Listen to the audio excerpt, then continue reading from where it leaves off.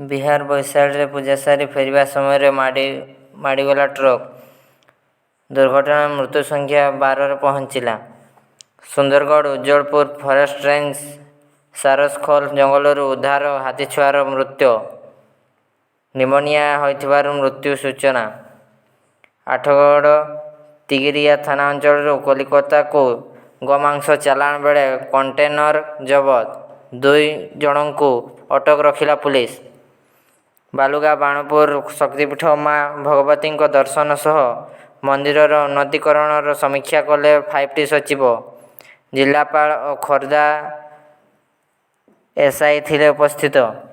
Bharat New Zealand ତୃତୀୟ ଟି-20 ଆଜି ଭାରତ ଓ New Zealand ମଧ୍ୟରେ ଟେଷ୍ଟ ଟି20 ମ୍ୟାଚ୍ ଜିତି ସିରିଜ୍ ବିଜୟ ଲକ୍ଷ୍ୟରେ ଟିମ୍ ଇଣ୍ଡିଆ। ଘରୋଇ ଦଳ ପାଇଁ କର ବା ମର ସ୍ଥିତି। ତୃତୀୟ ମ୍ୟାଚ୍ ବିଶିଷ୍ଟ ସିରିଜରେ 1-0ରେ ଭାରତ ଆଗୁଆ। ବର୍ଷା ପାଇଁ ବାତିଲ ହୋଇଥିଲା ପ୍ରଥମ ମ୍ୟାଚ୍। ଜାତୀୟ ସଙ୍ଗୀତ ଗାଇଲେନି ଖେଳାଳି। ଫିଫା ବିଶ୍ୱକପରେ ଇରାନ ଖେଳାଳିଙ୍କ ଅଭିନବ ପ୍ରତିବାଦ। ଦେଶରେ ଚାଲିଥିବା ହିଜାବ ବିରୋଧୀ ଆନ୍ଦୋଳନକୁ ସମର୍ଥନ କରି ପ୍ରତିବାଦ। ମ୍ୟାଚ୍ ପୂର୍ବରୁ ଜାତୀୟ ସଙ୍ଗୀତ ଗାଇଲେ ଇରାନ ଖେଳାଳି।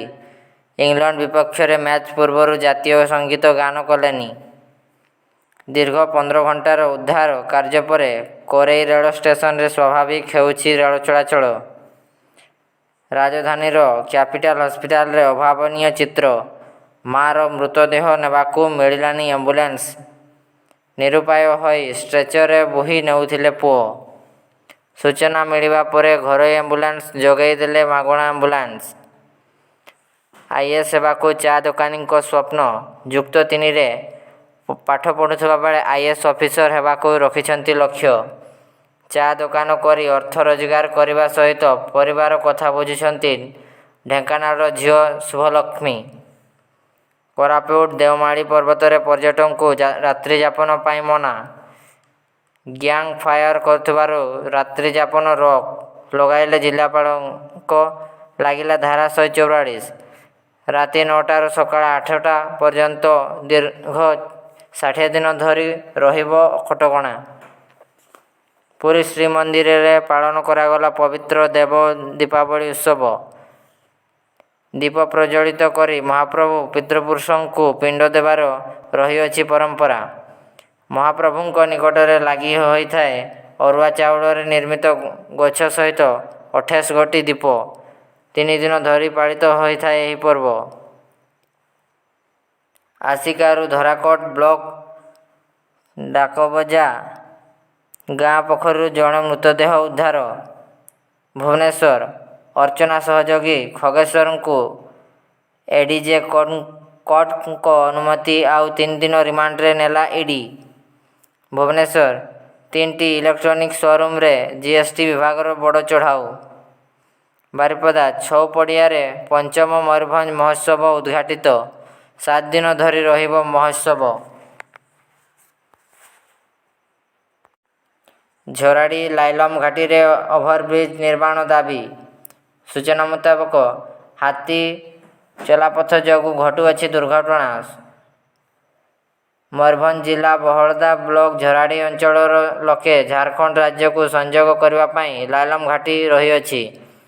ସେହି ଲାଇଲମ ଘାଟିର ଓଡ଼ିଶା ସୀମା ମଧ୍ୟ ଭାଗରେ ବାଙ୍କ ରାସ୍ତା ରହିଅଛି। ଘାଟି ଭିତରେ ତଥା ତଳକୁ ଓହ୍ଲାଇବା ପରେ ତଳ ଭାଗରେ ବାଙ୍କ ସ୍ଥାନରେ ହାତୀମାନଙ୍କର ଚଲାପଥ ରହିଅଛି।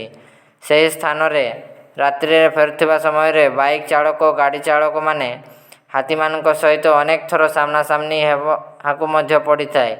ତେଣୁ ଲାଇଲମ ଘାଟି ରାସ୍ତା ସ୍ଥାନରେ ଓଭରବ୍ରିଜ ନିର୍ମାଣ କରାଗଲେ ତଳ ପାର୍ଶ୍ୱରେ ହାତୀ ଯିବା ଆସିବା ସମୟରେ ଦୁର୍ଘଟଣାରୁ ରକ୍ଷା ମିଳିପାରନ୍ତା ବୋଲି ଜନସାଧାରଣଙ୍କ ମତରେ ପ୍ରକାଶ ପାଇଅଛି।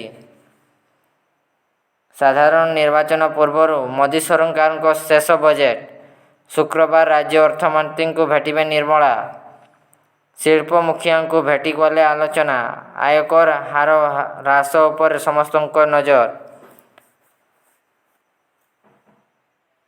ଗୋର୍ଦ୍ଧା ପୁଲିସ ହାତରେ ଲାଗିଲା ପୁଡ଼ା ଟଙ୍କା। 16 ନମ୍ବର ଏନ୍ଏଚ୍ରେ ଗାଡ଼ି ଚେକିଂ ବେଳେ ଜବତ ହେଲା 22 ଲକ୍ଷ ଟଙ୍କା।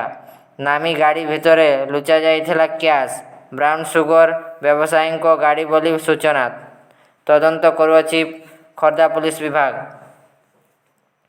ଏଏସ୍ଓ ପରୀକ୍ଷାରେ ଅନିୟମିତତା ଅଭିଯୋଗ ପରେ ମୁହଁ ଖୋଲିଲେ ଓପିଏସ୍ସି ଅଧ୍ୟକ୍ଷ। ସ୍ୱଚ୍ଛତାର ସହ ପରୀକ୍ଷା ହେଉଛି ବୋଲି କହିଲେ ସତ୍ୟଜିତ ମହାନ୍ତି। ହାଇକୋର୍ଟ ନିର୍ଦ୍ଦେଶାନୁସାରେ 2016 ନିୟମ ଅନୁସାରେ ଫାଇନାଲ ରେଜଲ୍ଟ ପରେ ମାର୍କସିଟ୍ ବା ଆନ୍ସର ସିଟ୍ ହେବ ବ୍ଲୁ। ଗୁଣ୍ଡିଚା ମନ୍ଦିରରେ ଗଜପତି ମହାରାଜ ଦିବ୍ୟସିଂହ ଦେବ ନାଟମଣ୍ଡପ 4ଟି ପିଲାରେ ଫାଟ ସୂଚନା ପରେ ସ୍ଥିତିର କଲେ ତଦାରଖ। ସାଙ୍ଗରେ ଥିଲେ ଏସ୍ଆଇ କୋର କମିଟିର ସଦସ୍ୟ ଏନ୍ସି ପାଲ। ଗଜପତି କହିଲେ ଫେବୃଆରୀ ଭିତରେ କାମ ସରିବାକୁ ଲକ୍ଷ୍ୟ।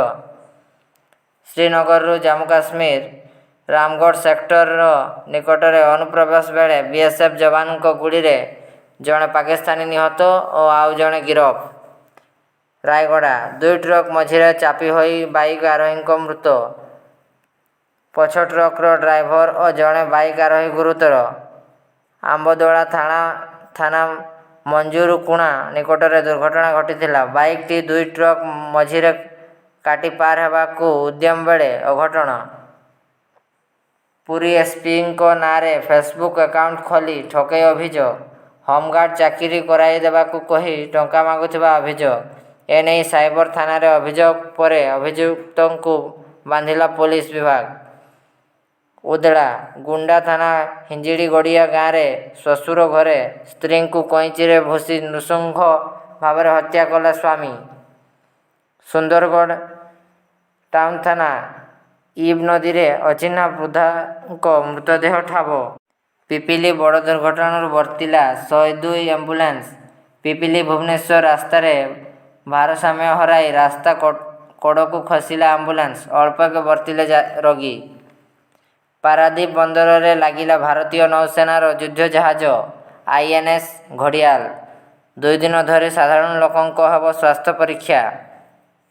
ଯାଜପୁର ଅଣହିନ୍ଦୁଙ୍କ